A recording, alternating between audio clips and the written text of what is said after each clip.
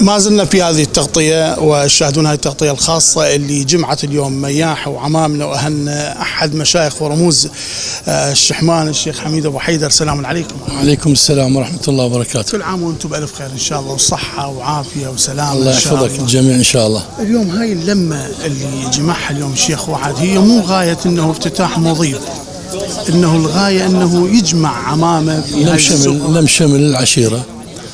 بسم الله الرحمن الرحيم. وجعلناكم شعوبا وقبائل لتتعارفوا إن أكرمكم عند الله أتقاكم.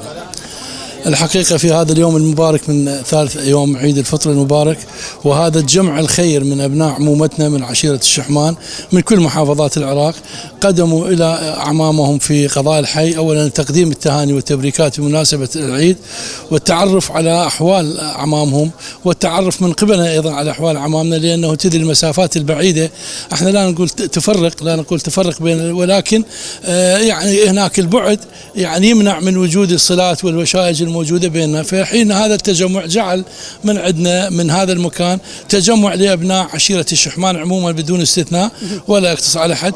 وبالمناسبة لا يسعنا إلا أن نتقدم بالشكر الجزيل إلى صاحب الدعوة الأخ الشيخ وعد خشان والشيخ محمد، ونبارك له افتتاح داره الجديدة، وإن شاء الله تكون دار سرور وفرح عليه وللجميع إن شاء الله. شخصيا أبو حيدر اليوم شيخ حميد اللي هو بنشوف عمامة اليوم من جميع المحافظات مجتمعة بهاي، يعني شعورك؟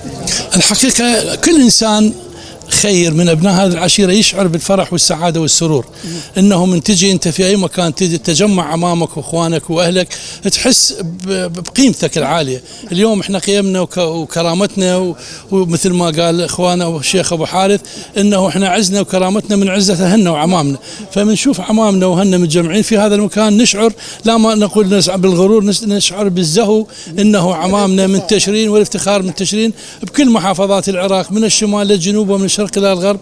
فأنت تحس إنه من تكون في منطقة معينة في محافظة معينة مو غريب عن هذه المنطقة، لأنه أخوتك وعمامك موجودك يحتضنونك. ونسأل الله الجميع التوفيق وأن يحفظ عمامنا وأهلنا من كل مكروه ويجعلنا على هذه اللحمة إلى الأبد.